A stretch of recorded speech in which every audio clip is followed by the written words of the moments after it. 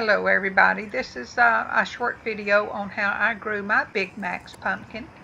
Didn't know I would be able to grow them, but after the last frost date we were able to put them out into the ground.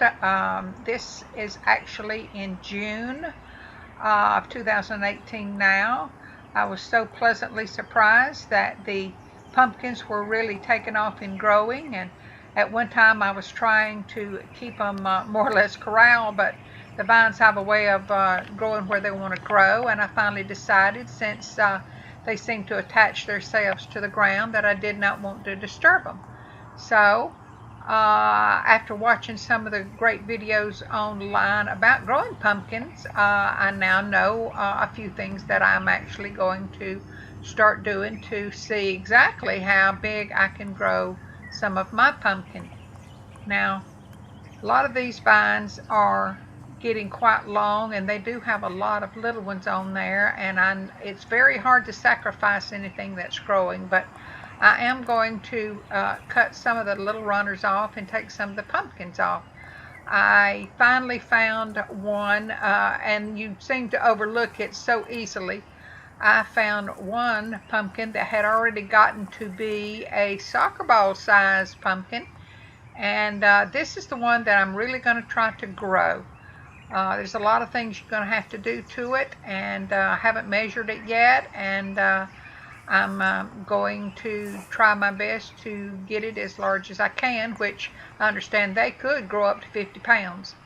Now, watching the videos online about growing the pumpkins, I found a lot of tips about how to take care of them. So one of them was the fact that leaves do turn yellow and die off, so I'm gonna take off any little pumpkins that I don't want to try to save, and I am going to trim all the yellow leaves back.